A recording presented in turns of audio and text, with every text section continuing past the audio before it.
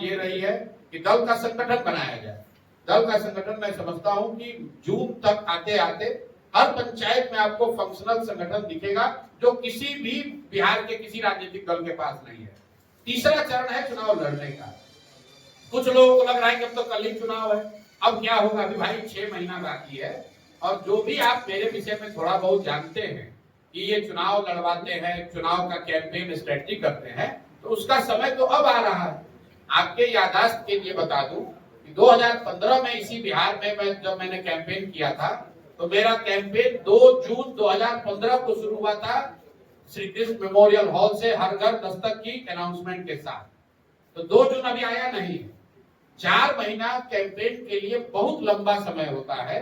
तो हम लोग पहला प्रयास रहा 2-2.5 साल की पहले बिहार के समाज को जगाया जाए, बताया जाए कि जन स्वराज की सोच परिकल्पना क्या है, लोगों को इकट्ठा करके दल बनाया जाए।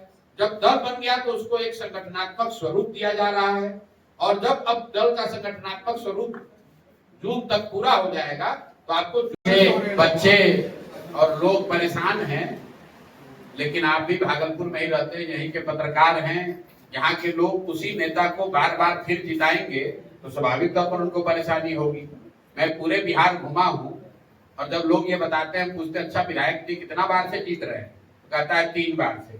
सांसद महोदय कितना बार से जीत रहे हैं, तो भैया 4 बार से। तो मेरे भाई, अगर आप समस्या से परेशान हैं तो उसी नेता को वोट क्यों दे रहे हैं। 2014 में मोदी जी मोतिहारी में एक भाषण दी, उस भाषण को लिखने वालों में भी हम लोग रहे होंगे। चीनी मिल के कंपाउंड से मोदी जी ने कहा कि जो ये बंद चीनी मिल है, इस चीनी मिल से बनी हुई चीनी का चाय पीऊंगा तभी बिहार में वोट मांगने आऊंगा। अब 14 के बाद मोदी जी लगातार 11 साल हो गए, कितनी बार आए वोट मांगने। चीनी मिल तो चालू नहीं हुई, उसका 1-1 इंच जमीन बिक गया। जो लोगों ने जमीन को खरीदा लूटा वो ज्यादातर लोग भाजपा के नेता है।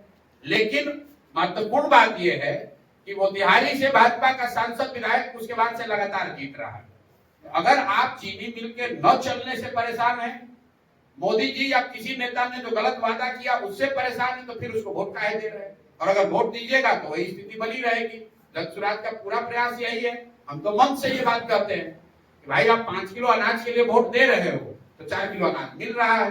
आप मंदिर मस्जिद के लिए वोट दे रहे हो तो मंदिर मस्जिद बन रहा है। आप जात के लिए वोट दिए हो तो जाति जनगणना हुआ है।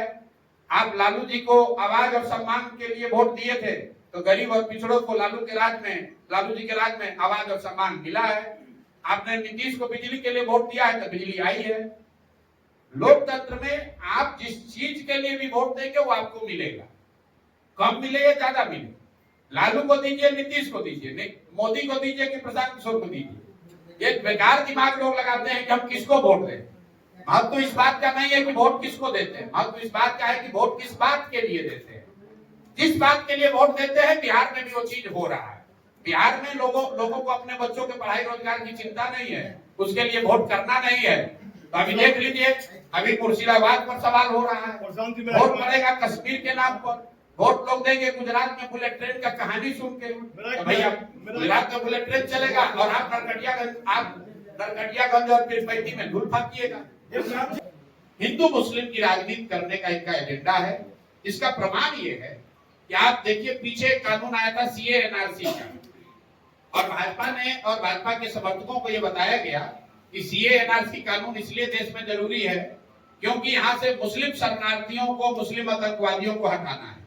कुछ लोगों ने यह भी कहा कि हिंदू खतरे में है, अफगानिस्तान में, पाकिस्तान में, बांग्लादेश में, उनको लाकर देश में नागरिकता देनी है, इसलिए सीए एनआरसी का कानून लाया गया है। अब मैं आपके माध्यम से भाजपा के अपने साथियों से, उनके समर्थकों से पूछना चाहता हूं कि भाई सीए एनआरसी देश में लागू है, बता दो कि पिछले 2 साल में कितने हिंदुओं को तुमने अफगानिस्तान, पाकिस्तान, बांग्लादेश से लाकर उनको नागरिकता दी है। या ये बता दो कि कितने मुस्लिम आतंकवादियों को तुमने उस कानून के तहत देश से हटा दिया। अब वो कानून भूल गए। मेरे भाई, सीए एनआरसी इसलिए लाए थे कि बंगाल में 1-1.5 करोड़ वोट पोलराइज करके लिया जा सके।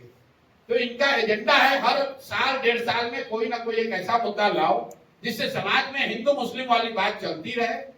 इन काल में एक ही दिक्कत है, हम भी मोदी जी के साथ बहुत दिन काम किए हैं, ये गोल पोस्ट बदलते रहते हैं।